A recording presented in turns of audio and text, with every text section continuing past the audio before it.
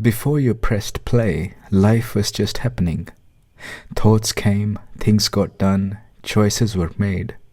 It all felt normal, but underneath it, something was being taken for granted. Something that was never looked at closely. This talk does not teach anything. It does not ask you to believe. It either shows you something real or it doesn't. But what if, even for a moment, the usual story isn't followed? What remains was never waiting for this talk to begin. And if it reaches the core of being, what is called mind begins to lose its place. The mind is not a knower, it is known. Now look for it. You will only find information about it, not the mind.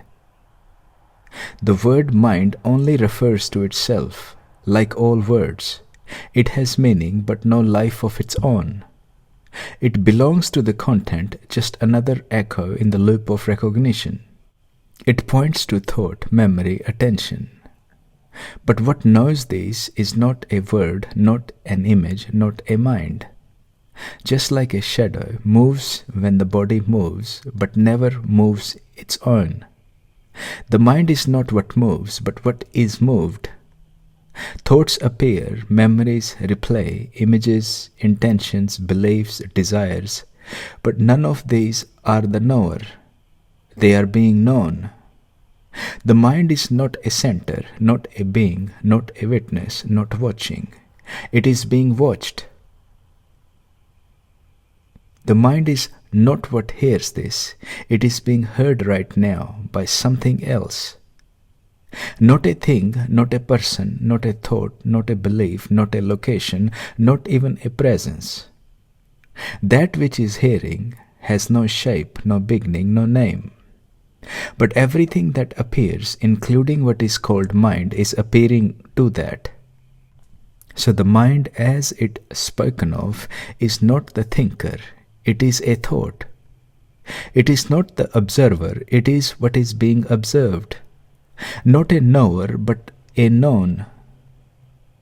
This is not a theory, not more information, not interpretation. This is how it is. The moment it is believed that mind has power, you are caught in the very illusion that makes the illusion seem real.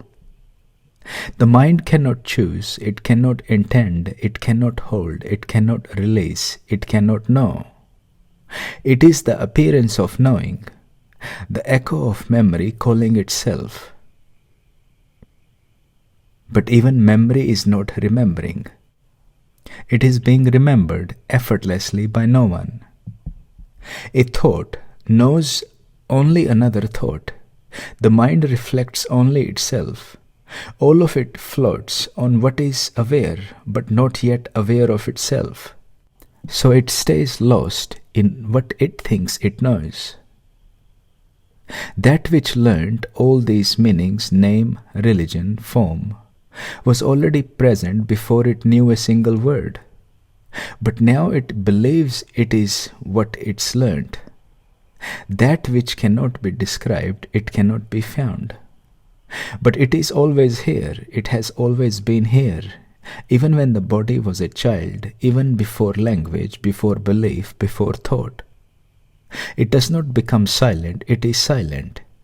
It does not become aware, it is awareness. It does not observe, it is the light in which observing appears. And the mind, this so-called mind, is just a ripple in that light, a flicker, an echo, a passing cloud that never owned the sky.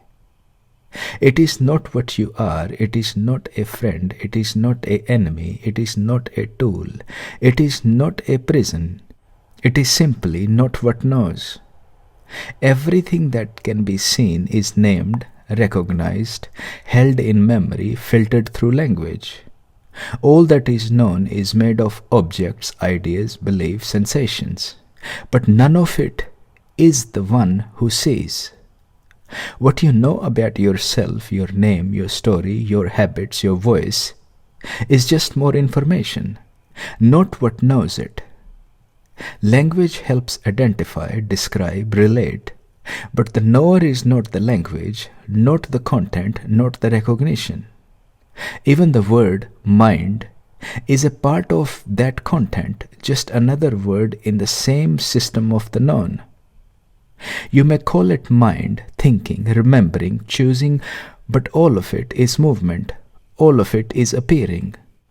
The observer is not the movement, the awareness is not made of names and forms, the presence is not a result of conditioning.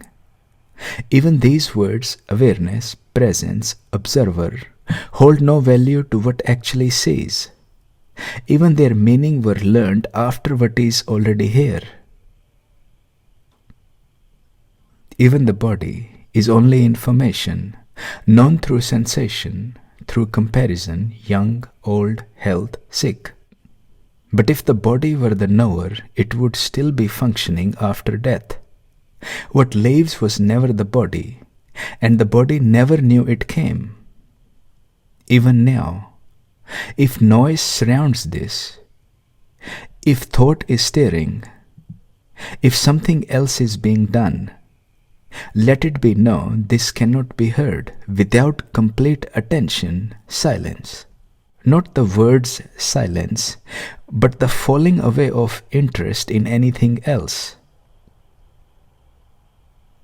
It waits for nothing, but it is only seen when nothing else is being followed. Even this must not be accepted as belief. It is not meant to be understood but seen. It must be directly experienced. Why not try it now? Why wait? Whatever you have heard so far, forget it. Just for a moment. Don't pay attention to anything at all. Pay attention to one trying to pay attention. Now, how to pay attention? The mind tries to make sense of what is heard. So let it be simple. Just pay attention to yourself. See, not what is seen, but the one who sees. Hear, not the words, not the voice, but what is that recognize them. There is no name for it. Only what has always been remains. It learnt pleasure, then pain, youth, then age, riches, then lack, and called this flickering life. It longed to become wealthier, younger, undying, but the one who sees never became anything. Only what it became could suffer. Only what it became could desire. When that which sees is revealed, becoming ends, and with it the whole illusion of lack. No meaning remains, no opposite hold weight. What is needs no escape.